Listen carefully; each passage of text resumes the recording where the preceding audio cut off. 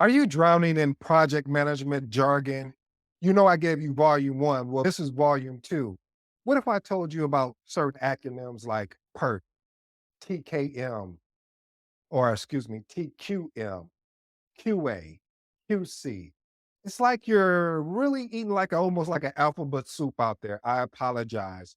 But what if I told you these terms can help you skyrocket your project management career? Or if you're thinking about getting in project management, you ever wonder why some project managers seem to just breeze through chaos and trials and tribulations while others just struggle and crumble?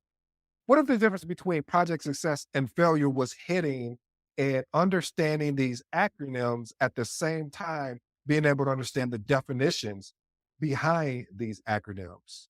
My goal, my plan today is to unpack, basically decode these essential project management terms that could and will transform your approach. However, you have to do the homework. Don't let this confusion hold you back. Today, we are going to get busy in volume number two. So, with no further ado, family, let's jump right into it.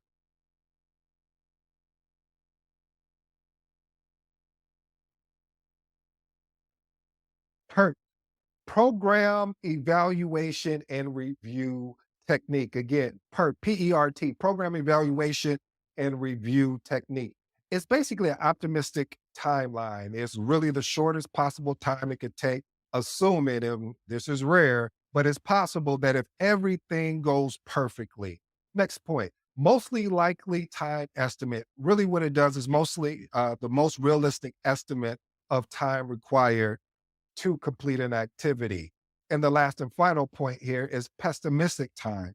That just basically means the longest possible time and activity that it might take, assuming very unfavorable conditions. PERT is really a statistical technique for analyzing and representing tasks in a project schedule, not a project plan. You know how I am. I'm going to give you my quick rant as you guys, if you've been watching me and listening to me for a while. Project plan is different than a project schedule. These are two different components or artifacts. So a project schedule is what we're talking about here regarding PERT. And it is a statistical technique where it addresses the optimistic, pessimistic, and most likely. So as you can see from these 3 points, optimistic, most likely, and pessimistic. Let's move on to the next item. TQM, totally quality management. That is basically customer satisfaction. What TQM focuses on is really focusing on the long term success through the customer satisfaction.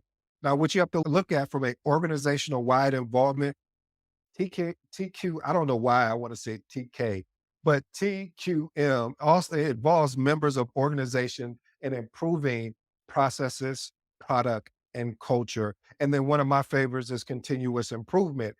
TQM is a management approach aimed in continually enhancing, watch this family, quality across all aspects of the organization. Let's move on to the next item.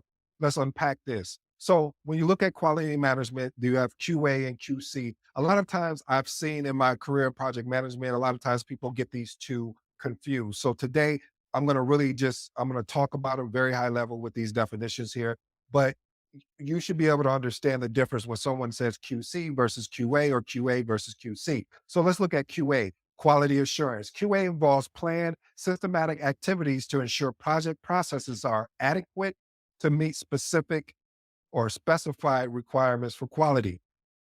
QC, which is quality control. QC focus on monitoring specific project results. I slowed that down to ensure that we're all aligned to determine if they comply with relevant quality standards and identifying ways to eliminate unsatisfactory performance. Let's talk about PDM, Precedence Diagramming Method.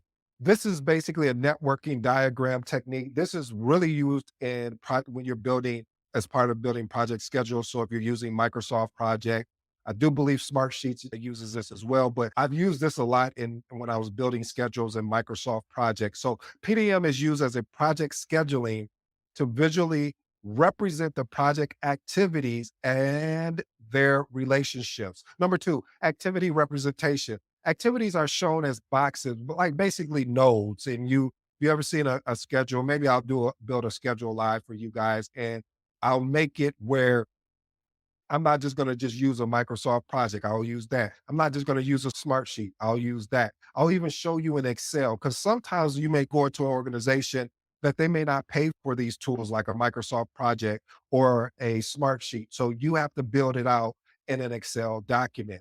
Number three, dependency illustration. What happens is that you'll see arrows connected to boxes. And what this does is it illustrates the dependencies between each of the activities. Let's move on to earn value analysis. Excuse me. If you remember, volume one, I talked about earned value. If you didn't see that highlight, go check that out in volume one. But you may see a term called BCWP. BCWP stands for budgeted cost of work performed. Earned value, basically, again, from a high level, it represents the earned value of work accomplished. So basically, what work did we accomplish? So to talk about it from more of a time specific measurement, BCWP represents the budgeted cost of work actually performed up to a specific point in time. Let's look at BCWS. Again, another earned value analysis. BCWS definition is really budgeted cost of work schedule. Again, budgeted cost of work schedule. This is the plan value. It represents the plan value of work scheduled. See the difference. I want to step back real quick. The difference between these two, BCWP and BCWS. BCWP is work accomplished and BCWS is work schedule. So BCWS is the authorized budget assigned to schedule work to be accomplished for schedule activity or components. VAC, what we say is variance at completion. You may hear somebody say, what's your VAC? VAC is a projection of the amount, budget, defect, or surplus at the project completion. The calculation is really expressed by the difference between budget at completion and estimate at completion. Here's some performance indicators. VAC helps project managers assess the overall financial performance of the project. Let's move on to our next item. SV. Again, these are earned value analysis that are used. Now, I will be upfront with you and be honest. Some of this is already calculated when you're building, especially a Microsoft project. You can leverage it to build it in there. But I don't see this used as in the industry as when I first came in. Earned value was huge when I first got into this thing called project management. But now I'm seeing that it's slowing down, and maybe it may pick up again, but you still want to understand this from a high level, especially if you're thinking about taking your CAPM or your PMP. You may have a earned value question and you need to understand the acronyms as well as the definition behind it. So let's look at schedule variance. Basically, SV is a measure of schedule performance in project management. Calculation is basically the difference between earned value and plan value. Here's the quick interpretation. SV helps project managers determine if the project is ahead or behind schedule. Let's look at CV, which is cost variance. Cost variance is a measure of cost performance in project management. The calculation is earned value is the difference between earned value and the actual cost of the project. Interpretations, cost CV or cost variance helps project managers determine if the project is over or under budget. MSP. Now, this is a unique term because you may not hear a lot of this in the States, but you should know by now, we are global, we're international. And I thought it made sense to put this in here just in case if you hear this from another project manager. MSP is managing successful program. Basically, this term came from the UK government, and it's just a framework for program management. Its focus area is focusing on coordinating, directing, and implementing a portfolio of projects that are in transformational change.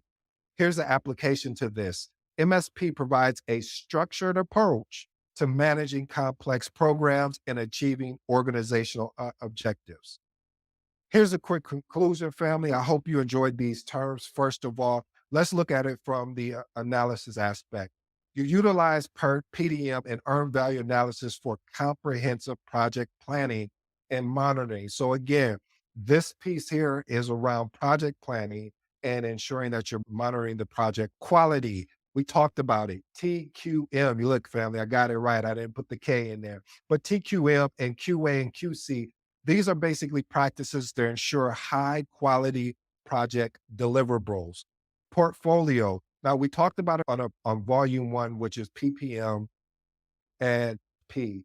And these are frameworks for effectively management of multiple projects and program. And then overall, your performance. You monitor the SV, the CV, and the VAC to keep projects on track in terms of schedule and budget. Family, I hope that today's episode really resonated with you. Let me go back so we can have this conversation, that this really resonates with you, because the importance of it is that you are not going to remember everything. That's why it's going to be important for you to come back. Even myself, when you're not using this terminology every day and day in and day out, then sometimes you may not realize that the importance of it is, because a lot of these things can be automated. This is why a lot of times you may not remember the information. So that's why I wanted to do a volume two. There definitely will be a volume three coming in. Volume three, we're going to either wrap it, put everything together. But what I'm going to do for you, family, because I love to over deliver, I'm going to actually I'm going to put volume one, volume two. And if we do volume three based on how you guys think about it, I'm going to put everything together in just one episode for you. So that way you won't have to watch multiple episodes, even though I enjoy it and I appreciate it.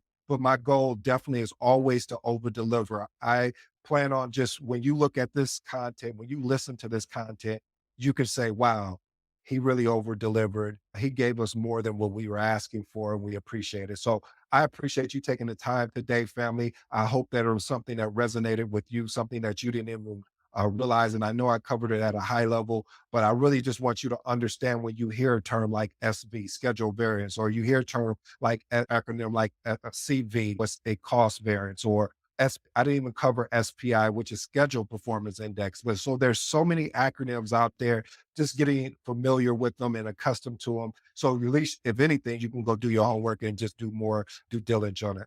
Due diligence. I hope you enjoyed today's episode, as I go by the name of ED. For all you smart and intelligent folks out there, listen, that just simply means Ed. Until next time.